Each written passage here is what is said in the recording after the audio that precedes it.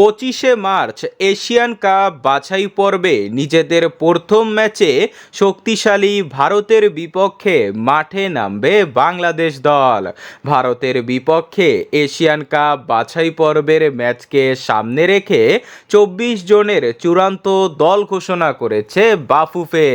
24 জনের মধ্যে আছেন বাংলাদেশ ফুটবলের নতুন সুপারস্টার হামজা চৌধুরী, আরও আছেন গোলকিপার 3 জন, রক্ষণ ভাগে 7 জন, আক্রমণ ভাগে 5 জন। তবে মাঝ মাঠে 9 জন সুযোগ পেয়েছে। হামজার সঙ্গে আছেন অধিনায়ক জামাল ভুঁইয়া ও শেখ মোরসালিনের মতো উঠতি তারকারা। তো চলুন এক নজরে দেখে নেওয়া যাক 24 জনের চূড়ান্ত স্কোয়াডে কারা কারা ডাক পেয়েছে। গোলকিপার হিসাবে রয়েছে 3 জন গোলকিপার, তারা হলো মিতুল মার্মা, সুজন হোসেন ও মেহেদি হাসান শ্রাবণ।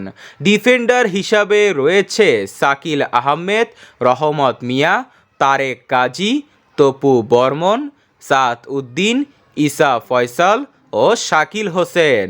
মিডফিল্ডার হিসাবে রয়েছে চন্দন রায়, সোহেল রানা, মোহাম্মদ সোহেল রানা, মোহাম্মদ হৃদয়, মুজিবুর রহমান জনি, সৈয়দ শাহ কাজেম কিরমানি, শেখ মোরসালিন, জামাল ভুঁইয়া ও হামজা চৌধুরী।